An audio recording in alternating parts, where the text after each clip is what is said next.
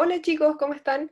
Esta es la segunda parte del TM Academy, del Back Office Academy, donde vamos a hablar de otra parte súper esencial del área de TM. Como ya saben, mi nombre es Javiera Crespo, VP TM de IESEC en Temuco. Y el día de hoy les voy a hablar sobre los TM Process. ¿Sí? Estos son los procesos esenciales que ocurren en el área de TM específicamente.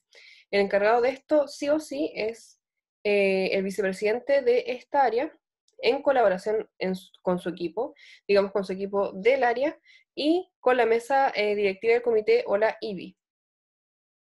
Aquí pueden ver un esquema de lo que son los TM Process. Vamos a ir viendo cada uno de ellos. Se dividen principalmente en 4: Get, Develop, Keep y Report.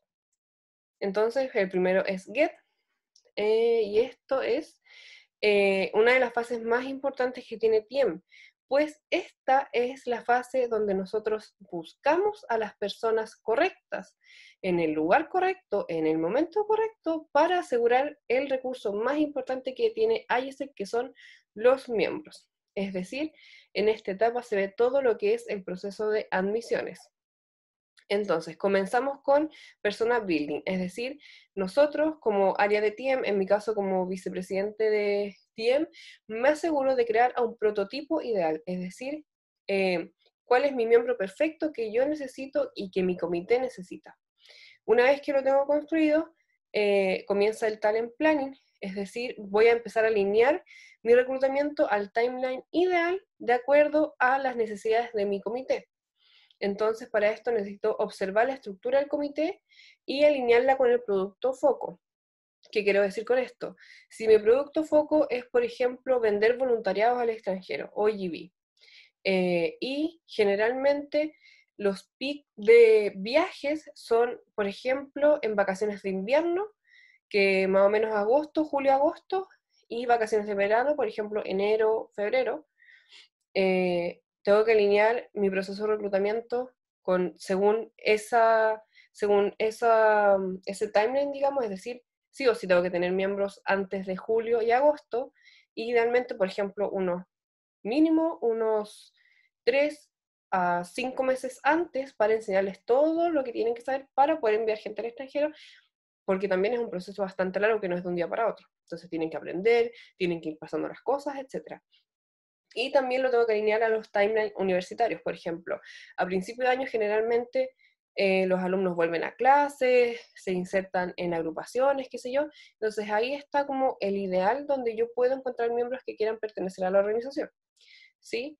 Luego está el Talent Attraction, es decir, yo voy a crear y a planificar mi campaña de atracción de admisiones.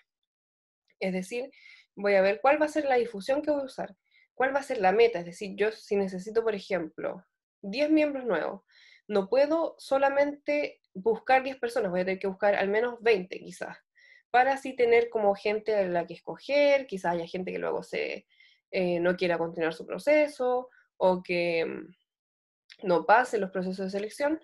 ¿Cuál va a ser el mensaje que yo voy a entregar? Es decir, ¿qué les voy a decir para atraerlos? ¿Cuál va a ser el canal? ¿Van a ser las redes sociales? ¿Va a ser el correo? ¿Cuál va a ser mi público? Es decir, ¿van a ser todos universitarios? ¿De qué universidad? Y finalmente, obviamente, ejecutar toda mi planificación. Luego viene la selección y el allocation, es decir, yo voy a evaluar a los candidatos según su desempeño, en diferentes pruebas o con diferentes tests. Voy a darle feedback a quienes fueron rechazados, es decir, no solamente los rechazos, sino que les digo en qué pueden mejorar y por qué fue que los rechazamos, y apruebo a los mejores. Luego viene el onboarding, es decir, tengo mis miembros nuevos, por lo tanto, tengo que hacer y entregarles todo el material necesario para que ellos entiendan cuáles van a ser sus nuevas funciones. Y con ello viene algo importante, parte del onboarding, que se dice los 10 primeros días. Es decir, yo en los 10 primeros días tengo que hacer que un miembro se sienta, digamos, bien recibido, eh, que sepa cuáles son sus tareas y cuáles van a ser sus reuniones de aquí en adelante. Luego viene la parte de develop, que es desarrollo. Entonces, en esta fase, el miembro ya debe tener claro cuál es su desempeño actual y qué tiene que hacer para mejorarlo. Y así también saber qué es aquello que puede desarrollar dentro de IESEC. 70% es de aprendizaje práctico, 20% viene de los pares, es decir, aprendizaje que recibe de quienes están a su alrededor, y 10% va a ser enfocado en educación como tal. Entonces, primero tenemos el Performance Management.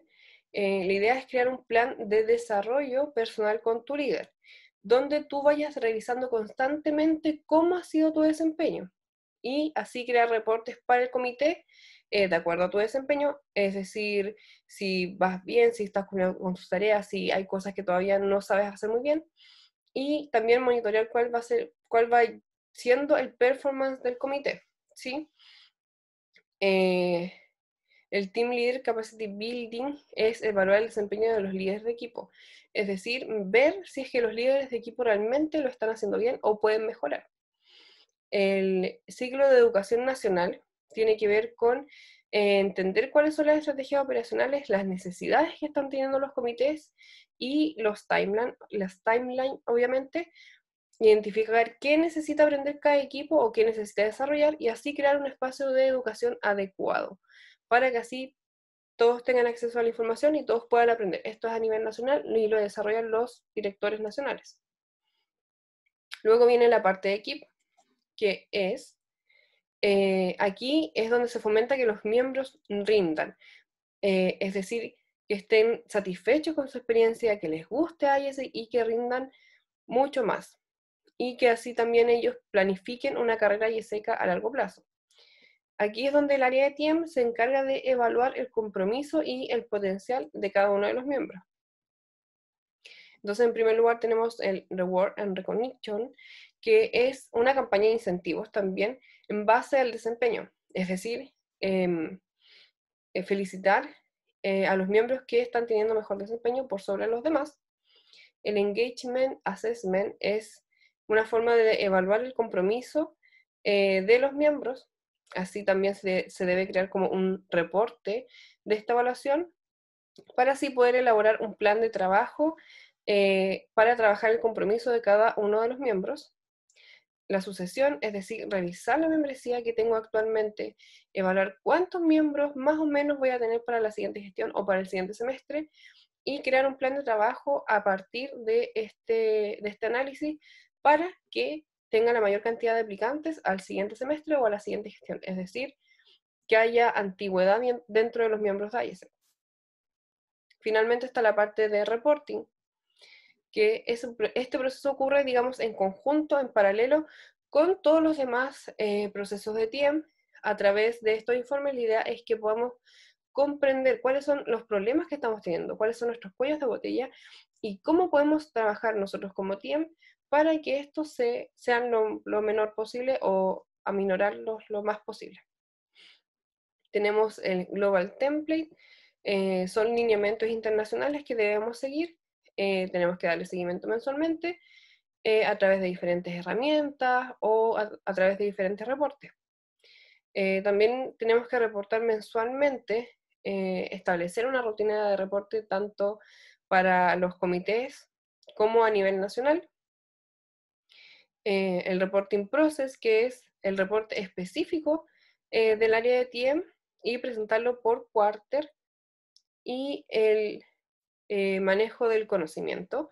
Es decir, nosotros tenemos que asegurar, dentro de lo ideal, tener al menos 5 años de información de TIEM para así poder garantizar, digamos, el conocimiento, garantizar como las bases de datos y la rendición de cuentas para las próximas generaciones. Entonces, así es como se ve, digamos, todo el proceso de TIEM en sí. Por una parte, acá arriba tenemos los team estándar, que como dice aquí, son entregados por los team leaders. Acá abajo están los TIEM process, que los entrega el área de TIEM, es decir, esto es propio nuestro, nosotros lo evaluamos, nosotros nos aseguramos de que pase. Los team estándar ocurren de manera lineal a lo largo del semestre, primero building, luego performing, luego closing. Los team process ocurren un poco más mezclados. Primero que building, antes de que siquiera se forme el equipo, tenemos que tener el proceso de get, es decir, el proceso de admisiones, todo listo para que así el building más o menos se condicione con el onboarding. También aquí empieza a aparecer el NEC, es decir, los ciclos educacionales, evaluar la capacidad de los TL, aquí se empiezan a tener los resultados del performance, y aquí empieza el proceso de KIP, de sucesión, por ejemplo, de que ya hay que transicionar, ya hay que tener gente para el siguiente semestre.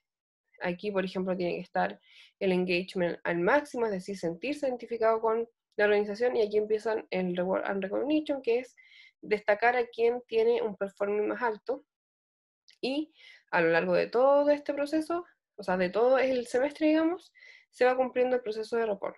Es decir, vamos reportando cada cosa que va pasando en el área. Bueno, si, como pudieron notar, todos estos procesos los desarrolla el área de TIEM. Dentro de la cotidianidad lo pueden ver como en el área de recursos humanos, tal vez no así tal cual, porque generalmente una empresa no se preocupa tanto por estas cosas en el área de recursos humanos, ve como otros ámbitos de remuneraciones, qué sé yo, pero pueden hacer más o menos el símil. Entonces, para finalizar la parte del TM Academy, les dejo esta frase para que reflexionen. Los líderes sobresalientes salen de su camino para potenciar la autoestima de su personal. Si las personas creen en sí mismas, es increíble lo que pueden lograr. Yo, sinceramente, cuando la vi, me sentí muy identificada. Siento que es en parte la esencia de TM, potenciar personas, potenciar siempre personas. Ya sea potenciar a miembros, para que saquen lo mejor de ellos mismos, potenciar a líderes para que sean los mejores líderes posibles, y así potenciar un equipo, potenciar el comité, potenciarnos mutuamente. Creo que es lo más importante dentro de cualquier empresa, es el recurso humano. Sabiendo cuidar el recurso humano, podemos asegurar las operaciones de la empresa, podemos asegurar el éxito o el fracaso de una empresa. Así que eso sería todo. Espero que hayan entendido, que les haya quedado claro, que les haya gustado. Por supuesto, si tienen alguna duda, consulta o cualquier cosa, me pueden escribir. Adiós.